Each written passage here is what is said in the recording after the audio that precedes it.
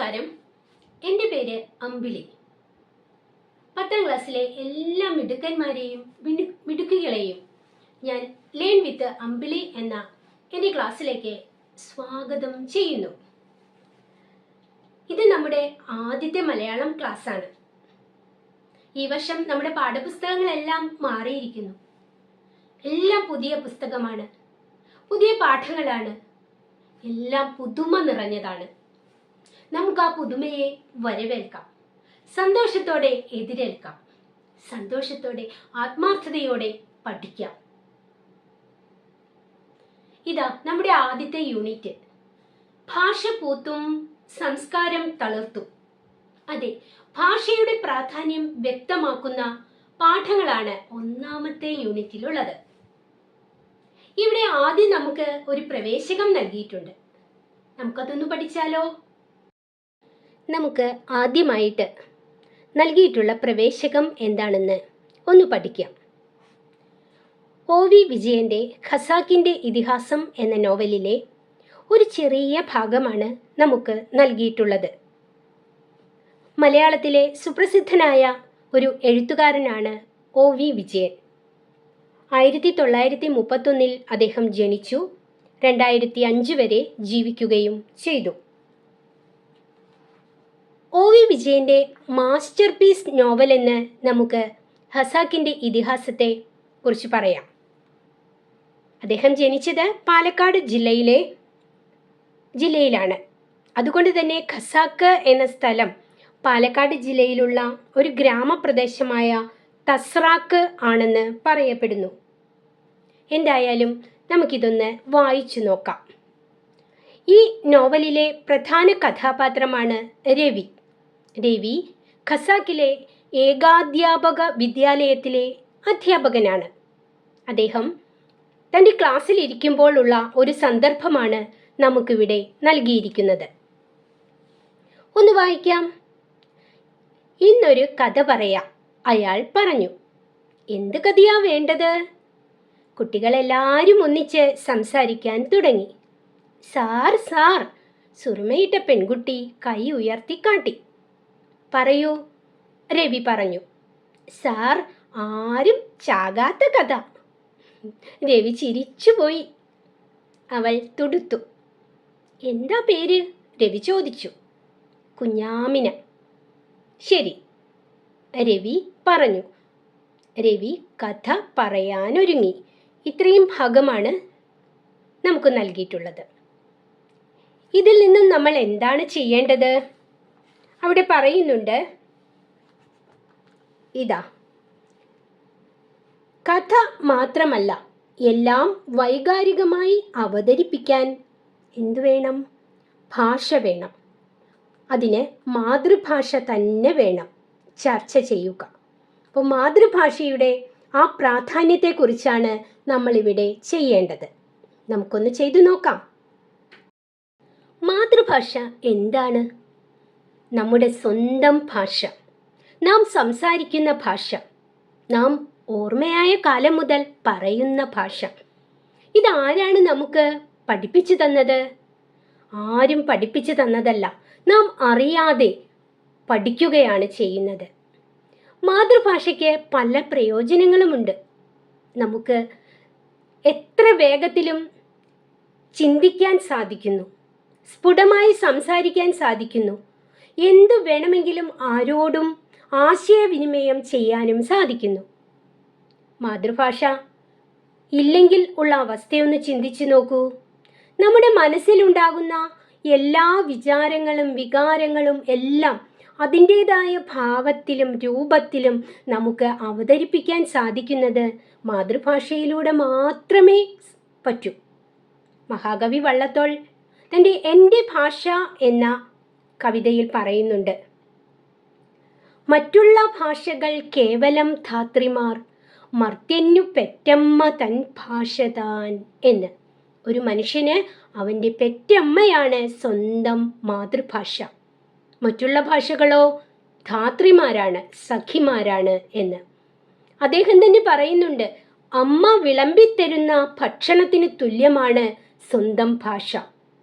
മറ്റുള്ള ഭാഷകൾ ഹോട്ടലിലെ ഭക്ഷണം പോലെയാണ് എന്നും. ശരിയല്ലേ? അമ്മ വിളമ്പിത്തരുന്ന ആ ഭക്ഷണത്തിന്, ചോറും കറികളുമൊക്കെ വിളമ്പിത്തരുമ്പോൾ അത് കഴിക്കുമ്പോഴുണ്ടാകുന്ന ആ ഒരു സ്വാദ് എത്ര വലുതാണ്.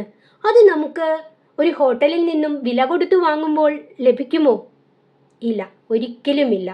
അപ്പോൾ മാതൃഭാഷ എല്ലായ്പ്പോഴും നമുക്ക് എല്ലാ മേഖലയിലും ജീവിതത്തെ മുന്നോട്ട് കൊണ്ടുപോകാൻ പ്രയോജനപ്പെടുന്നു. നമ്മുടെ രാഷ്ട്രപിതാവായ മഹാത്മജി പറയുന്നുണ്ട്, ഇന്ന് അദ്ദേഹത്തിൻ്റെ ഭാഷയിൽ തന്നെ പറയുമ്പോൾ, ഇന്ന് എല്ലാവരും ഇംഗ്ലീഷ് വിദ്യാഭ്യാസത്തിനാണ് പ്രാധാന്യം കൊടുക്കുന്നത്. കുട്ടികളെ ഇംഗ്ലീഷ് സ്കൂളുകളിൽ ചേർത്ത് പഠിപ്പിക്കുന്നു. പക്ഷേ അദ്ദേഹം പറയുന്നുണ്ട്, അത് ശരിയല്ല. നമ്മുടെ നാട്ടുഭാഷയിൽ വേണം അധ്യയനം നടത്തേണ്ടത്. അത് കുട്ടികളുടെ ആ ഒരു പഠനഭാരം കുറയ്ക്കും എന്നാണ് അദ്ദേഹം പറയുന്നത്. കൂടാതെ അദ്ദേഹം പറയുന്നു, ഞാനൊരു സ്വേച്ഛാധിപതി ആയിരുന്നെങ്കിൽ ഇന്നു തന്നെ ആ വിദേശ പഠനം നിർത്തലാക്കും. എന്നിട്ട് എല്ലാ വിദ്യാലയങ്ങളിലും ഭാഷാ പഠനം നടത്തുന്നതിനാവശ്യമായ സൗകര്യങ്ങൾ ഉണ്ടാക്കുമെന്ന്. അപ്പോൾ ഇത്രയുമാണ് ഈ പ്രവേശകത്തെക്കുറിച്ച് എനിക്ക് നിങ്ങളോട് പറഞ്ഞു തരാനായിട്ടുള്ളത്. നമ്മുടെ ആദ്യത്തെ യൂണിറ്റ് ഭാഷ പൂത്തും സംസ്കാരം തളർത്തും എന്നുള്ളതാണ്. ഭാഷയ്ക്ക് പ്രാധാന്യം നൽകുന്ന പാഠങ്ങൾ. ഭാഷ, നമ്മുടെ മാതൃഭാഷ മലയാളം, അത് അങ്ങനെ പൂത്തുലഞ്ഞു നിൽക്കുന്നു. അതിലൂടെ നമ്മുടെ സംസ്കാരം തളർത്തു നിൽക്കുന്നു. എന്നാൽ അതിനെല്ലാം മുൻപ് നമ്മുടെ ഭാഷ തമിഴ് ഭാഷയോട് കൂടിക്കലർന്നാണ് നിലനിന്നിരുന്നത്. നാം ഇന്ന് സംസാരിക്കുന്ന, ഇന്നു കാണുന്ന ഭാഷയായിരുന്നില്ല പണ്ട് കാലത്ത് നമ്മുടെ മലയാളത്തിന്. അക്കാലത്ത് രചിക്കപ്പെട്ട കൃതികൾ തമിഴ് കൃതികളാണോ എന്ന് നമുക്ക് തോന്നും. ലീലാതിലകം, രാമചരിതം തുടങ്ങിയ കൃതികളെല്ലാം ഇതിന് ഉദാഹരണമാണ്. പിന്നീട് കാലം കുറേ മുന്നോട്ട് പോയപ്പോൾ, 16-ാം നൂറ്റാണ്ടിലേക്ക് കടന്നപ്പോൾ നമ്മുടെ തുഞ്ചത്ത് രാമാനുജൻ എഴുത്തച്ഛൻ ജനിച്ചു. അദ്ദേഹം കേരളത്തിൽ മലപ്പുറം ജില്ലയില് തിരൂരിനടുത്ത് തൃക്കണ്ടിയൂർ എന്ന സ്ഥലത്താണ് ജനിച്ചത്. ഇന്ന സ്ഥലം തുഞ്ചൻ പറമ്പ് എന്നാണ് അറിയപ്പെടുന്നത്. നിങ്ങളെല്ലാവരും കേട്ടിട്ടുണ്ടാകും അല്ലേ? ആരാണ് തുഞ്ചത്ത് രാമാനുജൻ എഴുത്തച്ഛൻ? മലയാള പദ്യ സാഹിത്യത്തിൽ ആധുനിക കവിത്രയം, പ്രാചീന കവിത്രയം, ഇങ്ങനെ 2 കവിത്രയങ്ങളുണ്ട്. അതിൽ പ്രാചീന കവിത്രയത്തിൽപ്പെട്ട കവികളാണ് കുഞ്ചൻ നമ്പ്യാർ, ചെറുശ്ശേരി എഴുത്തച്ഛൻ. ക്രമം തെറ്റിപ്പോയി. ചെറുശ്ശേരി എഴുത്തച്ഛൻ, കുഞ്ചൻ നമ്പ്യാർ എന്നാണ് പറയേണ്ടത്, അവരുടെ ജീവിത കാലഘട്ടം അനുസരിച്ച്. അതിൽ എഴുത്തച്ഛൻ നമുക്ക് വേണ്ടി എന്താണ് ചെയ്തത്? അദ്ദേഹത്തിന് മലയാള സാഹിത്യത്തിലുള്ള ആ സ്ഥാനം എന്തായിരുന്നു? നമുക്കൊന്ന് നോക്കാം. എഴുത്തച്ഛനെ നമ്മൾ ആധുനിക മലയാള ഭാഷയുടെ പിതാവ് എന്ന് വിശേഷിപ്പിക്കുന്നു. എന്താണ് അതിന് കാരണം? കാരണമുണ്ട്. എഴുത്തച്ഛന് മുമ്പ് വരെ മലയാള കവിത 2 രീതിയിലാണ്, 2 വിധത്തിലാണ് ഉണ്ടായിരുന്നത്. പാട്ടുകൃതികളും മണിപ്രവാള കൃതികളും. പാട്ടുകൃതികൾ എന്ന് വെച്ചാൽ തമിഴ് ഭാഷ കൂടുതലായിട്ട് ഉള്ളത്. മണിപ്രവാള കൃതികൾ എന്ന് വെച്ചാൽ അതിൽ മലയാളത്തിന് പുറമെ സംസ്കൃത ഭാഷയുടെ ധാരാളിത്തം കാണാൻ സാധിക്കും. സംസ്കൃത ഭാഷയ്ക്ക് പ്രാധാന്യം കൊടുത്തുകൊണ്ടുള്ള കൃതികളാണ് മണിപ്രവാള കൃതികൾ. എഴുത്തച്ഛൻ എന്തു ചെയ്തു? അദ്ദേഹം തമിഴ് കൃതികളിൽ നിന്നും വേണ്ടതു മാത്രം സ്വീകരിച്ചു. മണിപ്രവാള കൃതികളിൽ നിന്നും അതുപോലെ തന്നെ ആവശ്യമായവ സ്വീകരിച്ച് ഇന്നു കാണുന്ന ആ മലയാള ഭാഷയോട് അടുത്തു നിൽക്കുന്ന ഒരു ഭാഷാക്രമത്തിൽ തന്റെ കൃതികൾ രചിച്ചു. അതുകൊണ്ടാണ് നമ്മൾ അദ്ദേഹത്തെ എങ്ങനെ വിശേഷിപ്പിക്കുന്നത്? ആധുനിക മലയാള ഭാഷയുടെ പിതാവ് എന്ന് വിശേഷിപ്പിക്കുന്നത്. അദ്ദേഹത്തിന്റെ കവിതകളുടെ പ്രധാന ഭാവം എന്താണെന്ന് നിങ്ങൾക്കറിയാമോ? ഭക്തി. ഭക്തി നിറഞ്ഞതാണ് അദ്ദേഹത്തിന്റെ കൃതികളെല്ലാം തന്നെ. അധ്യാത്മരാമായണം കിളിപ്പാട്ട്, മഹാഭാരതം കിളിപ്പാട്ട്, ഹരിനാമ കീർത്തനം, ഭാഗവതം കിളിപ്പാട്ട്, ഇതൊക്കെയാണ് അദ്ദേഹത്തിന്റെ പ്രധാന കൃതികൾ. ഇവിടെയെല്ലാം നമ്മൾ ഒരു പദം വീണ്ടും വീണ്ടും പറയുന്നുണ്ട്. എന്താണത്? കിളിപ്പാട്ട് എന്ന്. എന്താണ് കിളിപ്പാട്ട്? കിളി പാടുകയാണ്. അതെ, കവി തന്റെ കാവ്യം രചിക്കുന്ന സമയത്ത് കിളിയെ വിളിക്കുന്നു, കിളിയോട് കഥ പറയാൻ ആവശ്യപ്പെടുന്നു. കിളി കഥ പറയുന്നു. കിളി പറയുന്ന കഥ കവി എഴുതുന്നു. ഈ രീതിക്കാണ് കിളിപ്പാട്ട് എന്ന് പറയുന്നത്. കിളിയെ കൊണ്ട് കഥ പറയിപ്പിച്ച് കഥ എഴുതുന്ന രീതി. ശാരിക പൈതലേ ചാരുശീലേ വരികാരോമലേ കഥാശേഷവും ചൊല്ലു നീ. ഇങ്ങനെയാണ് അദ്ദേഹം കിളിയെ വിളിക്കുന്നത്. അല്ലയോ ശാരിക പൈതലേ ചാരുശീലേ, വരൂ, വന്നിട്ട് കഥയുടെ ബാക്കി ചൊല്ലൂ എന്ന്. ഇത്തരത്തിലുള്ള കിളിയെ കൊണ്ട് പാടിക്കുന്ന കഥാരീതിയായ കിളിപ്പാട്ടിന്, ആ ഒരു പ്രസ്ഥാനത്തിന് രൂപം നൽകിയതും എഴുത്തച്ഛനാണ്. അതുകൊണ്ട് അദ്ദേഹത്തെ കിളിപ്പാട്ട് പ്രസ്ഥാനത്തിന്റെ ഉപജ്ഞാതാവ് എന്ന് വിശേഷിപ്പിക്കുന്നു. ഇനി നമുക്ക് നമ്മുടെ കവിതാ ഭാഗത്തേക്ക് കടക്കാം. കവിയെക്കുറിച്ച് ഏകദേശ ധാരണ നമുക്ക് ഇതിനോടകം ലഭ്യമായി കഴിഞ്ഞു. ഇനി നമുക്ക് നമ്മുടെ പാഠ്യഭാഗത്തേക്ക് കടക്കാം. കവിതയുടെ പേര് കഥകളതിമോഹനം. കഥകൾ അതിമോഹനം തന്നെയാണ്, അതീവ ഭംഗിയുള്ളതാണ്. നിങ്ങൾക്ക് എല്ലാവർക്കും കഥകൾ കേൾക്കാൻ ഇഷ്ടമായിരിക്കുമല്ലോ, അല്ലെ? കുട്ടികൾക്ക് പൊതുവെ കഥകൾ കേൾക്കുക എന്ന് വെച്ചാൽ ജീവനാണ്. പണ്ട് കാലത്ത് കുട്ടികൾ ആരിൽ നിന്നാണ് കഥ കേട്ടുകൊണ്ടിരുന്നത്? വീട്ടിൽ ഉള്ള മുത്തശ്ശിമാരോ മുതിർന്നവരോ കഥകൾ പറയും. കുട്ടികൾ അത് കാതോർത്തു കേട്ടിരിക്കും. ഇന്ന് കാലമെല്ലാം പുരോഗമിച്ചിരിക്കുന്നു. സാങ്കേതിക വിദ്യ അതിന്റെ ഉയർച്ചയിൽ എത്തിയിരിക്കുന്നു. മുത്തശ്ശിമാരൊന്നും വേണ്ട കഥ കേൾക്കാൻ. നമ്മുടെ കൈവെള്ളയിൽ തന്നെ, കൺമുമ്പിൽ തന്നെ അത് നമുക്ക് ലഭ്യമാകുന്ന സാഹചര്യം ഉണ്ട്. എന്തായാലും ഇവിടെ നമുക്ക് കഥ പറയുമ്പോൾ, ഇവിടെ പറയുന്നു, കഥ പറയുമ്പോൾ കിളിയുടെ കണ്ണിൽ 100 വർണ്ണങ്ങൾ. ഇവിടെ കഥ പറയുന്നത് കിളിയാണ്. കഥ പറയുമ്പോൾ ആ കഥയിലെ അർത്ഥം അതിന്റെ കണ്ണുകളിൽ, കിളിയുടെ കണ്ണുകളിൽ അങ്ങനെ തെളിഞ്ഞു വരുന്നു. അതുപോലെ ഭാഷയുടെ ചിറകിലും അത് വർണ്ണം ചാർത്തുന്നു. ഇനി നമുക്ക് ആ കവിതാ ഭാഗം ഒന്ന് ചൊല്ലി നോക്കാം. നിങ്ങളുടെ ഈണത്തിലും നിങ്ങൾക്കറിയാവുന്ന താളക്രമത്തിലും ഒറ്റയ്ക്കും ഗ്രൂപ്പായിട്ടും ഒക്കെ ചൊല്ലി നോക്കണം. ഞാനിവിടെ എന്റേതായ ഒരു ഈണത്തിൽ നിങ്ങളെ ചൊല്ലിക്കേൽപ്പിക്കാം. എല്ലാവരും ഒന്ന് കേട്ടു നോക്കൂ. കവിതയുടെ പേര് കഥകളതിമോഹനം. നമുക്ക് കവിതയൊന്ന് ചൊല്ലി നോക്കാം. പഞ്ചവർണ്ണക്കിളി പെൺകിടാവേ, തെളിഞ്ഞെഞ്ചെവി രണ്ടും കുളിർക്കപ്പറക നീ. നെഞ്ചം തെളിഞ്ഞു കുറുക്കി കൊഴുത്ത പാൽ പഞ്ചതാരപ്പൊടി കൂട്ടിക്കുഴമ്പാക്കി, നല്ല കദളി പഴങ്ങൾ തിരഞ്ഞു ഞാൻ മെല്ലെ തിരുമിയുടച്ചു തേനും വീഴ്ത്തി.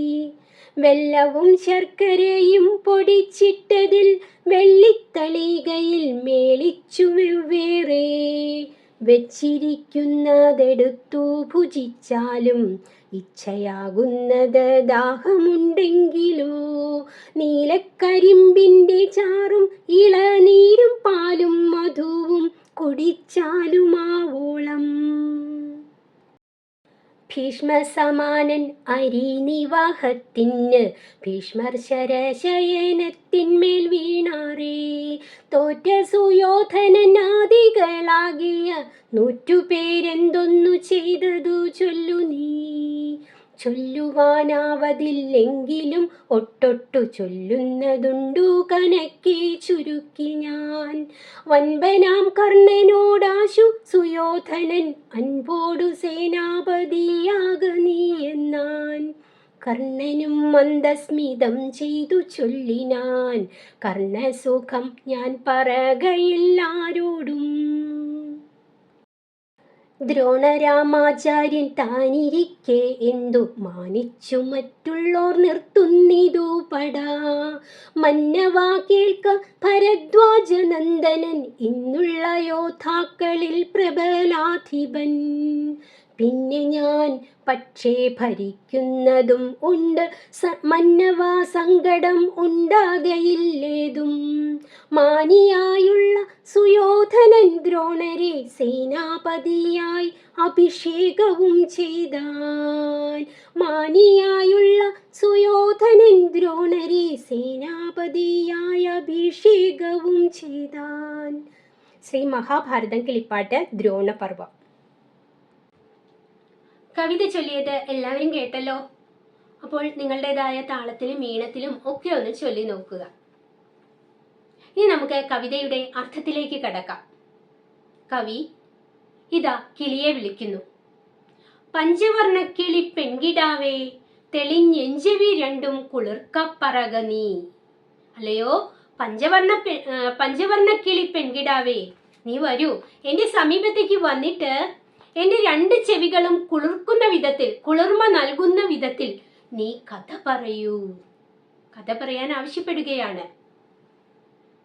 ഇനി കിളിയെ വെറുതെ വിളിച്ച് അടുത്തു വരുത്തിയിട്ട് കഥ അങ്ങോട്ട് പറയൂ എന്ന് പറയുന്നത് ശരിയാണോ? അല്ല.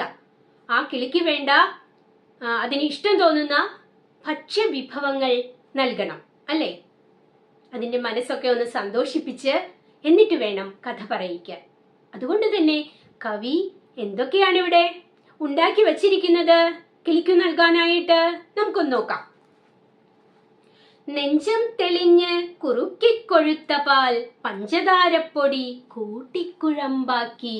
നെഞ്ചം, എന്റെ മനസ്സ്, എന്റെ ഹൃദയം, എന്റെ മനസ്സ് തെളിഞ്ഞ് ഞാൻ കുറുക്കി കുറുക്കി കൊഴുത്ത പാല്, നന്നായിട്ട് കുറുക്കിയെടുത്ത് കൊഴുത്ത ആ പാലിൽ ഞാൻ പഞ്ചസാരപ്പൊടിയും ചേർത്ത് കൂട്ടി കുഴമ്പാക്കി വെച്ചിട്ടുണ്ട്.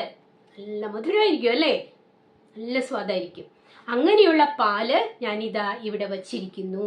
കൂടാതെ നല്ല കദളിപ്പഴങ്ങൾ തിരഞ്ഞു ഞാൻ മെല്ലെ തിരുമ്മി ഉടച്ച് തേനും വീഴ്ത്തി വെല്ലവും ശർക്കരയും പൊടിച്ചിട്ടതിൽ വെള്ളിത്തളികയിൽ മേളിച്ചു വെവ്വേറെ. പാലിനു പുറമെ ഞാൻ നല്ല കദളിപ്പഴങ്ങൾ തിരഞ്ഞ് എടുത്ത്, നല്ലത് നോക്കി തിരഞ്ഞെടുത്ത് ഞാൻ എൻ്റെ കൈകൊണ്ട് പതുക്കെ തിരുമ്മി ഉടച്ച് അതില് ഞാൻ തേനും വീഴ്ത്തി, തേനൊഴിച്ച് വെല്ലവും ശർക്കരയും പൊടിച്ചിട്ട് വച്ചിരിക്കുന്നു. ഓ, അപാര സ്വാദായിരിക്കും അല്ലേ? നല്ല കദളിപ്പഴം, അത് സ്വന്തം കൈകൊണ്ട് അദ്ദേഹം തിരുമ്മി ഉടച്ച് തേനെല്ലാം ചേർത്ത് വെല്ലവും ശർക്കരയും ഒക്കെ ചേർത്ത് അതങ്ങനെ കുഴച്ച് എവിടെ വച്ചിരിക്കുന്നു? ഒരു വെള്ളിത്തളികയിൽ മേളിച്ചു വെവ്വേറെ. ഒരു നല്ല വെള്ളിത്തളികയിലാണ് വച്ചിരിക്കുന്നത്. ആദ്യം ഉണ്ടാക്കിയത് എന്താണ്? പഞ്ചസാരപ്പൊടി ചേർത്ത് കുഴമ്പാക്കിയ പാല്. ഇപ്പോഴിതാ കദളിപ്പഴം നല്ല സ്വാദിഷ്ടമായിട്ട് അതും അദ്ദേഹം വേറെയായിട്ട് ആ തളികയിൽ വച്ചിരിക്കുന്നു. ഇത് രണ്ടും കിളിക്ക് ഇഷ്ടമുള്ള വിഭവങ്ങളാണ് അല്ലേ? കണ്ടാൽ തന്നെ കിളി വന്ന് കഴിക്കും. ഇനി അത് കവി പറയുന്നു, എന്നിട്ട് ഞാൻ വെള്ളിത്തളികയിൽ വെവ്വേറെ വച്ചിരിക്കുന്നത് എടുത്ത് ഭുജിച്ചാലും, നീ വന്ന് അതെടുത്ത് ഭുജിച്ചാലും കഴിച്ചാലും തീർച്ചയായിട്ടും കിളി വന്ന് അത് കഴിക്കും. കാരണം കിളിക്ക് ഇഷ്ടമുള്ള കാര്യങ്ങളാണ് ഉണ്ടാക്കി വച്ചിരിക്കുന്നത്. ഇനി കഴിക്കുന്ന കൂട്ടത്തിൽ ദാഹം വന്നാലോ? കവി പറയുന്നു, ഇച്ഛയാകുന്നത് ദാഹമുണ്ടെങ്കിലോ. നിനക്കിനിയും ഇച്ഛ, ഇഷ്ടം, ആഗ്രഹം, നിനക്ക് ചിലപ്പോൾ ദാഹം വന്നാൽ അതിനുമുണ്ട് നിവൃത്തി. എന്താണ്? നീലക്കരിമ്പിന്റെ ചാറും ഇളനീരും. നല്ല നീലക്കരിമ്പിന്റെ, മധുരമുള്ള നീലക്കരിമ്പിന്റെ നീര് ചാറ് ഞാൻ പിഴിഞ്ഞു വച്ചിട്ടുണ്ട്. കൂട്ടത്തിൽ ഇളനീരുമുണ്ട്, കരിക്കിന്റെ വെള്ളം, ഇളനീരുമുണ്ട്. കഴിഞ്ഞില്ല, പാലും മധുവും, മധു തേൻ, പാലുമുണ്ട് മധുവുമുണ്ട്. അതെല്ലാം നീ ആവോളം കുടിച്ചാലും കഴിച്ചാലും. എന്താണ് അല്ലേ? നല്ല ഭക്ഷ്യവസ്തുക്കളാണ് കവി നമ്മുടെ പഞ്ചവർണ്ണ കിളിക്ക് വേണ്ടി ഒരുക്കി വച്ചിട്ടുള്ളത്. തീർച്ചയായിട്ടും കിളി സന്തോഷത്തോടെ വന്ന് അതെല്ലാം ഭുജിക്കും. അതേ സന്തോഷത്തോടെ കഥയും പറയും. കവിക്ക് അതാണ് ആവശ്യം, കഥ കേൾക്കണം. അങ്ങനെ നമ്മുടെ പഞ്ചവർണ്ണ കിളി അതെല്ലാം ഭക്ഷിച്ചു. കവി പറയുന്നു, കിളിയോട് ആവശ്യപ്പെടുകയാണ്. എന്താണ് ആവശ്യപ്പെടുന്നത്? ഭീഷ്മ സമാനൻ അരിനിവഹത്തിന് ഭീഷ്മർ ശരശയനത്തിന്മേൽ വീണാറേ. ഭീഷ്മ സമാനനായ, സംഹാരരുദ്രനായ, ശ്രീ പരമേശ്വരന് തുല്യനായ ഭീഷ്മർ ഇതാ ശത്രുക്കളെ കൂട്ടത്തോടെ ആക്രമിച്ച് പരാജയപ്പെടുത്തി ഒടുവിൽ ഇതാ ശരശയനത്തിൽ വീണിരിക്കുന്നു, യുദ്ധഭൂമിയിൽ നിലം പതിച്ചിരിക്കുന്നു. കൗരവരുടെയും പാണ്ഡവരുടെയും പിതാമഹനാണ്, മുത്തച്ഛനാണ് ഭീഷ്മർ. കുരുക്ഷേത്ര യുദ്ധം 18 ദിവസമാണ് നീണ്ടുനിന്നത്. അതിൽ ആദ്യത്തെ 10 ദിവസവും യുദ്ധം നയിച്ചിരുന്നത്, അതിന്റെ സേനാപതി ആയിരുന്നത് ഭീഷ്മരായിരുന്നു. ശത്രുക്കളെയെല്ലാം കൂട്ടത്തോടെ കൊന്നൊടുക്കിയ അദ്ദേഹം ഇതാ ഒടുവിൽ യുദ്ധഭൂമിയിൽ ശരശയനത്തിന്മേൽ വീണിരിക്കുന്നു. ശരങ്ങൾ കൊണ്ടുള്ള കിടക്ക, ആ ശരശയനത്തിലാണ് വീണിരിക്കുന്നത്. അദ്ദേഹത്തിന് എപ്പോഴാണോ മരണം ആഗ്രഹിക്കുന്നത് ആ സമയത്ത് മാത്രമേ മരണം ഉണ്ടാകൂ. സ്വച്ഛന്ത മൃത്യു എന്ന ഒരു വരം ലഭ്യമായിട്ടുണ്ട്. അതുകൊണ്ട് ആ ആഗ്രഹിക്കുന്ന നിമിഷം മാത്രമേ അദ്ദേഹത്തിൽ നിന്നും ജീവൻ പോവുകയുള്ളൂ. അതിനാൽ ആ ശരശയനത്തിൽ അദ്ദേഹം ആ യുദ്ധഭൂമിയിൽ അങ്ങനെ കിടക്കുകയാണ്. സേനാപതി താഴെ വീണാൽ, പരാജയപ്പെട്ടാൽ ഉടൻ സൈന്യത്തിന് മറ്റൊരു സേനാപതി ആവശ്യമാണ്, അല്ലെ? കാരണം ഏതൊരു കാര്യത്തിനും നേതൃത്വം നൽകാൻ ഒരു നേതാവ് കൂടിയേ കഴിയൂ, ഒരു സേനാപതി കൂടിയേ കഴിയൂ. ഇവിടെ കൗരവർ ആകെ പരിഭ്രമിക്കുകയാണ്. തങ്ങളുടെ എല്ലാമായ സൈന്യത്തിന്റെ കരുത്തായ ഭീഷ്മ പിതാമഹനാണ് ഇതാ പരാജയപ്പെട്ട് യുദ്ധഭൂമിയിൽ വീണിരിക്കുന്നത്. അങ്ങനെയുള്ള ആ തോറ്റ സുയോധനനാദികളായ 100 പേരെന്തോന്ന് ചെയ്തത്? ഇനിയിപ്പോൾ ആ തോറ്റുപോയ ഭീഷ്മർ തോറ്റുപോയല്ലോ. ഇനിയും ഈ കൗരവർ, സുയോധനൻ എന്ന് പറയുന്ന ആൾ ദുര്യോധനൻ എന്നും അറിയപ്പെടുന്നു. ആ കൗരവരിൽ ഏറ്റവും മൂത്ത ആളാണ് സുയോധനൻ. സുയോധനനായ ആ 100 പേരും ഇനി എന്താണ് ചെയ്യാൻ പോകുന്നത്? അടുത്ത അവരുടെ സ്റ്റെപ്പ്, അവർ എന്താണ് ചെയ്യാൻ പോകുന്നത്? ആ കഥ നീ എന്നോട് ചൊല്ലുക. ഇതാണ് കവി ആവശ്യപ്പെടുന്നത്. മനസ്സിലായല്ലോ? യുദ്ധഭൂമിയിൽ ഭീഷ്മ പിതാമഹർ നിലം പതിച്ചപ്പോൾ ഇനി അടുത്തതായിട്ട് കൗരവർ എന്താണ് ചെയ്യാൻ പോകുന്നത് എന്ന കഥ നീ എന്നോട് പറയുക, ചൊല്ലുക. കിളി ദാ പറയുന്നു. ഭക്ഷണമൊക്കെ കഴിച്ച് സന്തോഷത്തോടെ അങ്ങനെ ഇരിക്കുകയാണല്ലോ. എന്നാലും കിളി പറയുന്നു, ചൊല്ലുവാനാവതില്ലെങ്കിലും, അതെല്ലാം പറയുവാൻ സാധിക്കുകയില്ല, അത്രമാത്രമുണ്ട്. ചൊല്ലുവാനാവതില്ലെങ്കിലും ഒട്ടൊട്ടു ചൊല്ലുന്നതുണ്ട് കനക്കെ ചുരുക്കി ഞാൻ. അങ്ങ് ആവശ്യപ്പെട്ട കാര്യം എല്ലാം പറയാൻ സാധിക്കുകയില്ല, എങ്കിലും ഞാൻ ചുരുക്കി പ്രധാനപ്പെട്ട ഭാഗങ്ങളെല്ലാം അങ്ങയോട് ചൊല്ലിക്കേൾപ്പിക്കാം. ചൊല്ലുവാനാവതില്ലെങ്കിലും ഒട്ടൊട്ട് ചൊല്ലുന്നതുണ്ട് കനക്കെ ചുരുക്കി ഞാൻ പറയാം. ഇനി കഥ പറയുകയാണ് കേട്ടോ. വൻപനാം കർണനോടാശു സുയോധനൻ അൻപോടു സേനാപതിയാക നീ എന്നാൻ. ഭീഷ്മ പിതാമഹർ നിലം പതിച്ചപ്പോൾ അടുത്ത സേനാപതിയാക്കാൻ സുയോധനൻ തീരുമാനിച്ചത് മറ്റാരെയുമല്ല, കർണനെയായിരുന്നു. വൻപൻ ശക്തിമാൻ, ധീരനായ കർണനോട് ഉടനെ തന്നെ, ഉടനെ തന്നെ സുയോധനൻ അൻപോട് സ്നേഹത്തോടെ ആവശ്യപ്പെട്ടു. ആരാകാൻ? അടുത്ത സേനാപതിയാകാൻ. ആരാണ് കർണൻ? മഹാഭാരതത്തിൽ കർണന്റെ പ്രസക്തി എന്താണ് അറിയാമോ? കർണൻ ദുര്യോധനന്റെ ആത്മസുഹൃത്താണ്. കൗരവരിൽ ഏറ്റവും മൂത്തവനായ ദുര്യോധനൻ, അയാളുടെ ആത്മസുഹൃത്തായ കർണൻ യഥാർത്ഥത്തിൽ ആരാണ്? ശത്രുപക്ഷത്ത് നിൽക്കുന്ന പാണ്ഡവരിൽ ഏറ്റവും മൂത്തവൻ. പാണ്ഡവരുടെ അമ്മയായ കുന്തിദേവിയുടെ മൂത്ത മകൻ. പക്ഷെ എന്തുകൊണ്ട് കർണൻ കൗരവപക്ഷത്തായി? ശൂരസേന പുത്രിയായ കുന്തിക്ക് വിവാഹത്തിന് മുൻപ് സൂര്യഭഗവാനിൽ നിന്നും ജന്മം കൊണ്ട മകനാണ് കർണൻ. അതുകൊണ്ട് തന്നെ കുന്തി മറ്റുള്ളവരറിഞ്ഞാൽ അത് നാണക്കേടാകും എന്ന ഭയത്താൽ ഒരു തോഴിയുടെ സഹായത്തോടെ കർണനെ ഒരു പുഴയിൽ ഒരു പെട്ടകത്തിലാക്കി ഒഴുക്കുകയാണ് ചെയ്യുന്നത്. ആരും അറിയാതെ ഒഴുക്കി. ആ കുഞ്ഞ് ആ പെട്ടകത്തിൽ അങ്ങനെ ഇരുന്ന് ഒഴുകി കുറെ ദൂരെ എത്തിയപ്പോൾ അവിടെ പുഴയിൽ കുളിക്കുകയായിരുന്ന അധിരഥൻ എന്ന സൂതൻ, അയാളുടെ ഭാര്യ രാധ, അവർ ആ പെട്ടകം കാണുകയും നീന്തി ചെന്ന് അത് കരയ്ക്കടുപ്പിക്കുകയും അത് തുറന്നു നോക്കിയപ്പോൾ തേജസ്വിയായ കവചകുണ്ടലങ്ങളോട് കൂടിയ സൂര്യഭഗവാൻ തന്റെ മകന് ജന്മനാൽ കൊടുത്ത ആഭരണങ്ങളാണ് ആ കവചകുണ്ടലങ്ങൾ. അത് ശരീരത്തിലുള്ള കാലം വരെ കർണനെ ആർക്കും വധിക്കാൻ സാധിക്കുകയില്ല. അങ്ങനെയുള്ള ആ കവചകുണ്ടലങ്ങളോട് കൂടിയ അതീവ തേജസ്വിയായ ആ കുഞ്ഞിനെ അവർ എടുത്ത് വളർത്തുന്നു. അതുകൊണ്ടാണ് കർണൻ സൂതപുത്രനായിട്ട് മാറുന്നത്. പിൽക്കാലത്ത് പല സന്ദർഭങ്ങളിലും പാണ്ഡവരിൽ നിന്നും വളരെയധികം കുത്തുവാക്കുകളും മറ്റും കേൾക്കുന്ന സമയത്ത് മുഴുവൻ ദുര്യോധനനാണ് കർണനെ അതിൽ നിന്നും രക്ഷിക്കുന്നത്. ഒടുവിൽ അംഗരാജ്യത്തിലെ രാജാവായി വാഴിച്ച് മറ്റുള്ളവർക്ക് തുല്യനാക്കി തീർക്കുകയും ചെയ്യുന്നു. കർണനാകട്ടെ ഏതൊരു കാലത്തും ഞാൻ ദുര്യോധനന്റെ കൂടെ തന്നെ നിൽക്കുകയേ ഉള്ളൂ എന്ന് പ്രതിജ്ഞ ചെയ്യുകയും ചെയ്തു. അങ്ങനെയുള്ള കർണൻ യുദ്ധസമയത്ത് താൻ പാണ്ഡവനാണെന്നും കുന്തിദേവി തന്റെ അമ്മയാണെന്നും അറിഞ്ഞിട്ടും തന്റെ വാക്കിൽ നിന്നും അദ്ദേഹം പിന്മാറുന്നില്ല. ദുര്യോധനനോടൊപ്പം തന്നെ യുദ്ധഭൂമിയിൽ യുദ്ധം ചെയ്യുകയാണ്. അങ്ങനെയുള്ള ആ കർണൻ, അദ്ദേഹം വീരനാണ്, ആർക്കും പരാജയപ്പെടുത്താനാവാത്തവനാണ്.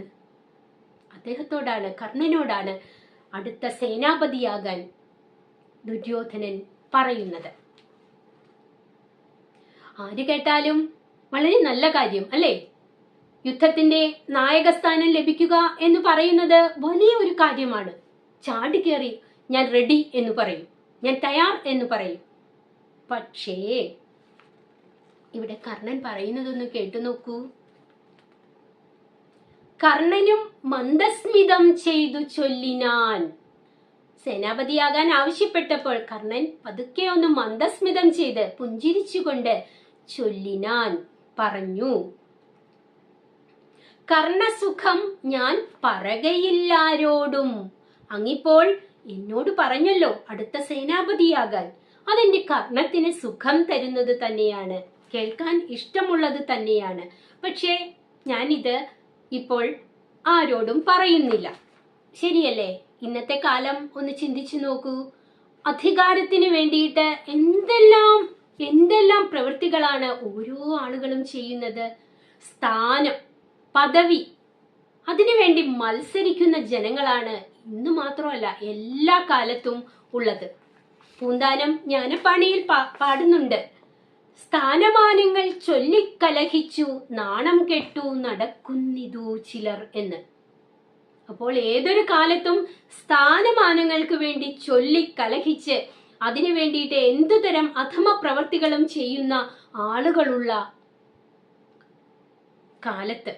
സമയത്ത് ഒരു വലിയ സ്ഥാനം നൽകിയിട്ട് അത് വേണ്ട എന്ന് പറയുന്ന ഒരാളെ നമ്മൾ ആദ്യമായിട്ട് കാണുകയാണ് അല്ലെ? അപ്പൊ ദുര്യോധനൻ സേനാപതിയാക്കാൻ തുടങ്ങിയപ്പോൾ എനിക്ക് ആ സ്ഥാനം വേണ്ട, അത് കേൾക്കാനൊക്കെ ഇഷ്ടമുള്ളതാണ്, ഇപ്പോൾ വേണ്ട എന്ന് പറയുന്ന കർണൻ എത്ര ത്യാഗിയാണ്, എത്ര ഉജ്ജ്വലനാണ്, എത്ര നല്ല മനസ്സിന്റെ ഉടമയാണ് അല്ലെ? എന്നിട്ട് കർണൻ വീണ്ടും പറയുന്നു, ദ്രോണരാമാചാര്യൻ താനിരിക്കെ എന്ത് മാനിച്ചു മറ്റുള്ളോർ നിർത്തുന്നിതു പടാ. അല്ലയോ ദുര്യോധന, അങ്ങ് എന്തിനാണ് പേടിക്കുന്നത്? നമുക്ക് നല്ല ശക്തനായ ഒരു സേനാപതിയാകാൻ പറ്റിയ ഒരാളുണ്ട്.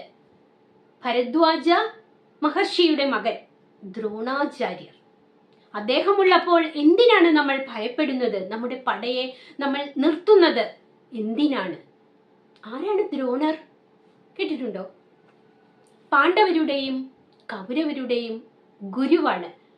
അസ്ത്ര അഭ്യാസങ്ങളെല്ലാം അവരെ യഥാവിധി പഠിപ്പിച്ച ഗുരുനാഥൻ. അദ്ദേഹം ഒരു ബ്രാഹ്മണനാണ്. പണ്ട് കുട്ടികളായിരിക്കുമ്പോൾ ദ്രുപദ രാജകുമാരനും നമ്മുടെ ദ്രോണാചാര്യനും ഗുരുകുലത്തിൽ വിദ്യാഭ്യാസം ചെയ്യുന്നു. ഇരുവരും ഉറ്റ ചെങ്ങാതിമാരാണ്. ഒരാൾ രാജകുമാരൻ, ഒരാൾ ദരിദ്ര ബ്രാഹ്മണൻ. രാജകുമാരൻ പറഞ്ഞു, നമ്മൾ പഠനമെല്ലാം കഴിഞ്ഞ് പിരിയുമ്പോൾ ഞാൻ രാജാവാകും. എന്താവശ്യമുണ്ടെങ്കിലും എന്നെ വന്ന് കണ്ടാൽ മതി എന്ന്. അങ്ങനെ കാലം കടന്നുപോയി. ദ്രുപദൻ രാജാവായി, ദ്രോണർ ദരിദ്ര ബ്രാഹ്മണനുമായി. ഒരു നേരത്തെ ഭക്ഷണത്തിന് പോലും വകയില്ലാതെ വിഷമിച്ചു നടന്ന ദ്രോണർ തന്റെ കൂട്ടുകാരന്റെ വാക്കുകൾ കേട്ട് പാഞ്ചാല രാജ്യത്തെത്തുന്നു.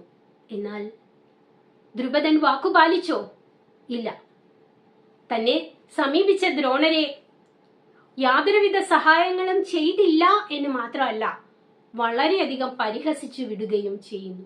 അങ്ങനെ നാണം കെട്ട് ദേഷ്യത്തോടെയും സങ്കടത്തോടെയും തിരിച്ചു മടങ്ങുന്ന ദ്രോണർ ഹസ്തിനപുരത്തിലെത്തുമ്പോൾ അവിടെ കൗരവ പാണ്ഡവർ അവർ കുട്ടികളാണ്. അവർ അങ്ങനെ കളിച്ചുകൊണ്ടിരിക്കുന്ന ആ സന്ദർഭത്തിൽ അവരെ പല കാര്യങ്ങളിലും സഹായിക്കുന്നുണ്ട്.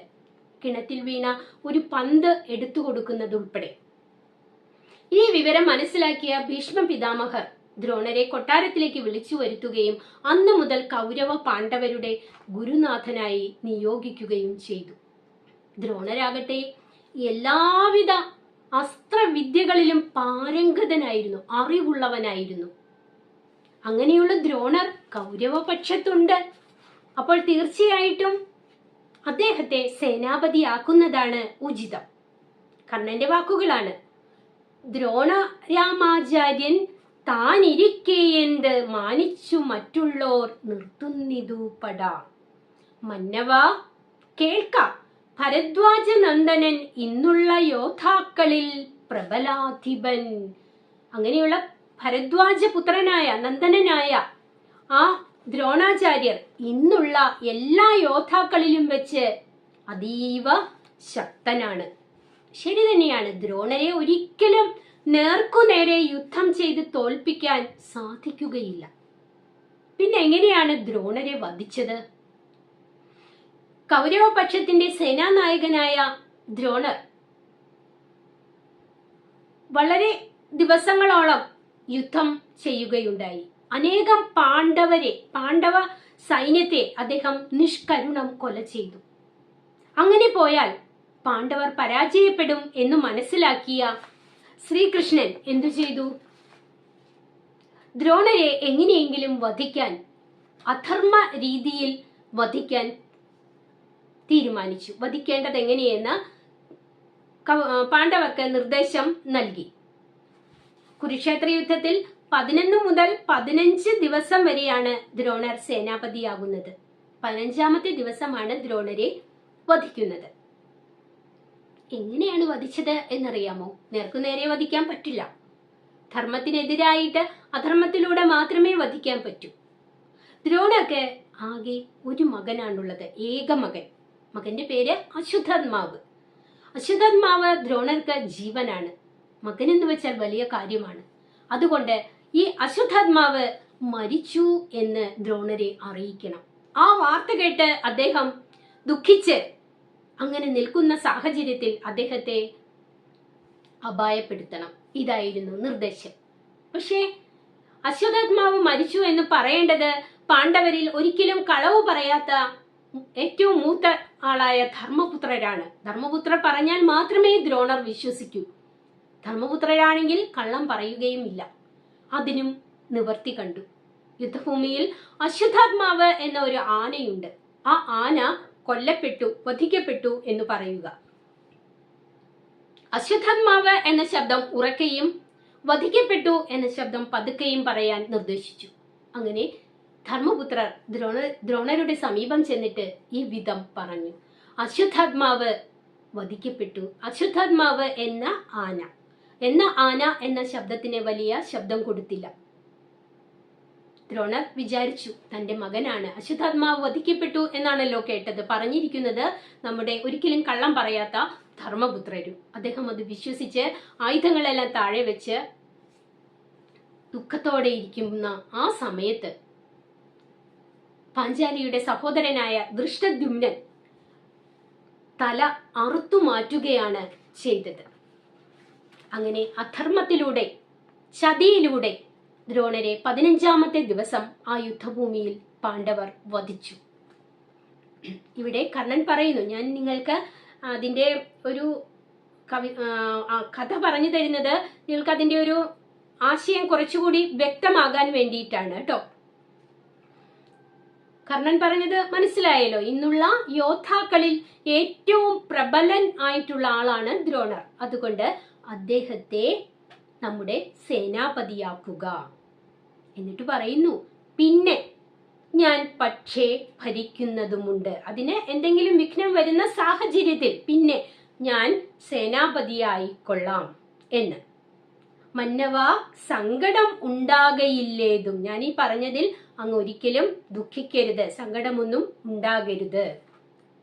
കർണന്റെ വാക്കുകൾ കേട്ടിട്ട് മാനിയായുള്ള സുയോധനൻ, അഭിമാനമുള്ള മാനിയായിട്ടുള്ള, ഇവിടെ നോക്കൂ എത്ര ദുഷ്ട കഥാപാത്രമാണെങ്കിലും എഴുത്തച്ഛൻ ആ സുയോധനനെ, ദുര്യോധനനെ ഇവിടെ മാനിയാക്കി.